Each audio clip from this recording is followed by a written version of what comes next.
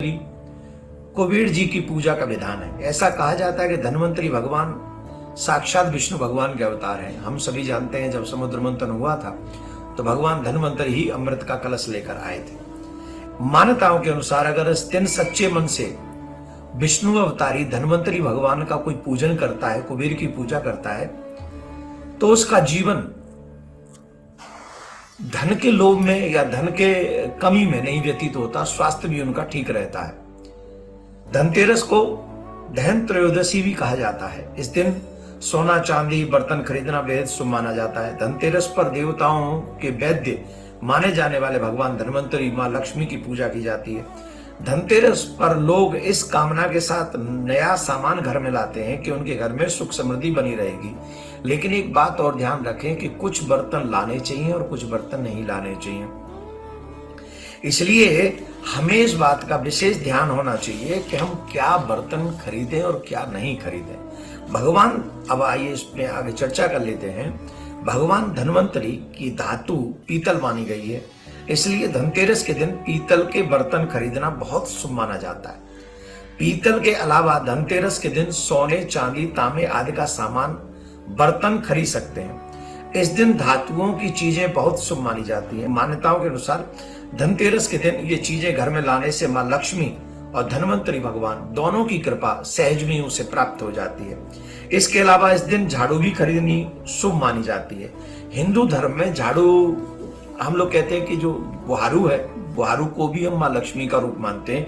मां लक्ष्मी उसमें वास करती है। कई चीजें हम बताते भी हैं कि बुहारू कभी ऐसी जगह पे नहीं रखना चाहिए जहां सबकी दृष्टि पड़े। तो हमको इसको चाहिए कि हम इसको बुहारू को साइड में छुपा के रखें, किसी की नजर, कहते बुहारू किसी को देनी भी नहीं चाहिए, तो संभाल के बुहारू को रखना चाहिए। ये वैसा मानते हैं सब। इस दिन नई झाड़ू भी लानी चाहिए और कहते हैं जो लोग इस दिन नई झाड़ू लाते हैं मां लक्ष्मी का आगमन माना जाता है। धनतेरस के दिन लोहा खरीदना कभी भी शुभ नहीं माना गया है।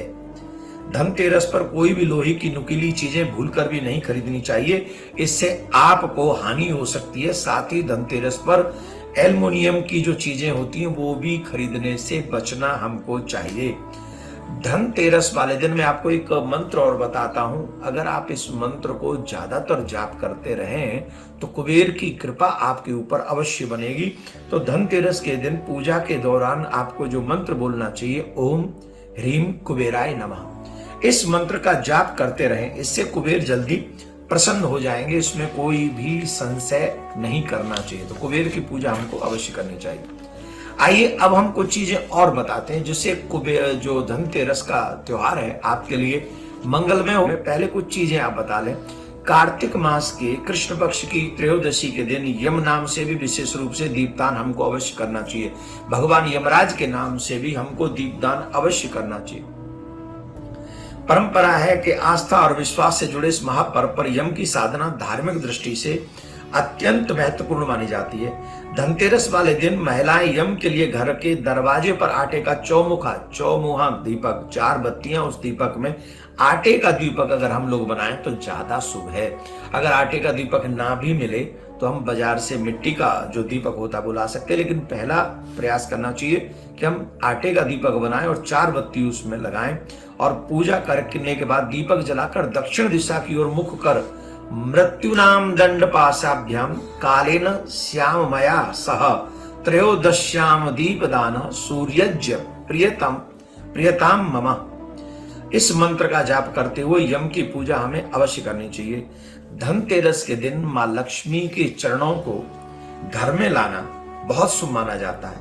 लक्ष्मी चरण इस दिन घर में लाना मां लक्ष्मी का आह्वान माना जाता है। इस दिन घर में मां लक्ष्मी के चरणों को घर में लाना उन्हें अपने घर में निमंत्रण देने के समतुल्य माना गया है। धनतेरस पर लक्ष्मी जी के 2 चरण घर में लाने चाहिए। एक चरण मुख्य द्वार पर अंदर की तरफ आते हुए लगाने चाहिए और दूसरे चरण पूजा के स्थान में अंदर मंदिर में उसको विराजमान करना चाहिए। इससे ऐसा लगेगा जैसे मां लक्ष्मी स्वयं चलकर आपके घर में पधार रही है। कहने को है क्या, ढूंढ तुझे सुबह मैं और तू, क्यों ना अभी जरा चख ले मजा Lay's, great flavor, perfect crunch.